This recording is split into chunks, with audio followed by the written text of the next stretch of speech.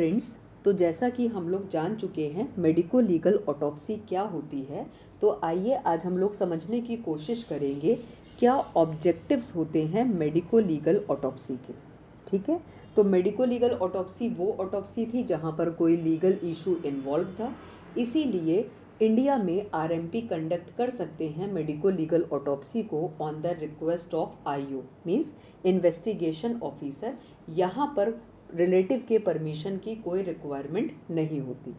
तो आज हम लोग समझेंगे क्या ऑब्जेक्टिव्स होते हैं मेडिको लीगल ऑटोप्सी के। इसको आप एक निमोनिक से याद रख सकते हैं 6W एंड 1H, या ऐसे भी याद रख सकते हैं 6 वाइफ्स एंड 1 हस्बैंड। ठीक है, तो इससे आपको याद रह जाएगा कि मेडिको लीगल ऑटोप्सी का क्या क्या पर्पस होता है। तो 6W में अगर हम बात करें तो व्हाट इंजरीज आर प्रेजेंट, तो पहला W इंडिकेट कर रहा है व्हाट। व्हाट का मतलब डिस्क्रिप्शन ऑफ इंजरीज के लिए आप कराते हो मेडिको लीगल ऑटोप्सी को। दूसरा आप याद रख सकते हो when say, when did the injuries occur या when did the victim die. कहने का मतलब टाइम ऑफ इंजरीज या टाइम ऑफ डेथ के बारे में आप पता कर सकते हो। ठीक है, फिर हमारा जो W है वो बोल रहा है where. Where did the death occur means place के बारे में बात कर रहा है। विच इंजरी कॉज्ड डेथ मतलब कॉज ऑफ डेथ के बारे में बात कर रहा है। Who is the victim like unknown body के केस में आइडेंटिफिकेशन, तो एक ऑब्जेक्टिव हमारा आइडेंटिफिकेशन भी हो जाता है in case of unknown body.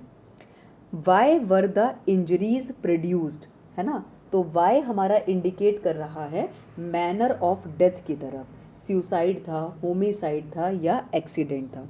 तो 6W हमारे कवर हो गए। व्हाट का मतलब था डिस्क्रिप्शन, व्हेन का मतलब था टाइम ऑफ इंजरीज या टाइम ऑफ डेथ, वेयर का मतलब प्लेस बता सकते हो, विच का मतलब कॉज ऑफ डेथ, हु का मतलब identification like in case of unknown body. ठीक है, और वाई का मतलब हमारा मैनर, सुसाइड था, होमिसाइड था या एक्सीडेंट। अब जैसा कि निमोनिक था 6 वाइव्स एंड 1 हस्बैंड, तो 1H का मतलब हुआ how were the injuries produced या which kind of weapon was involved, है ना।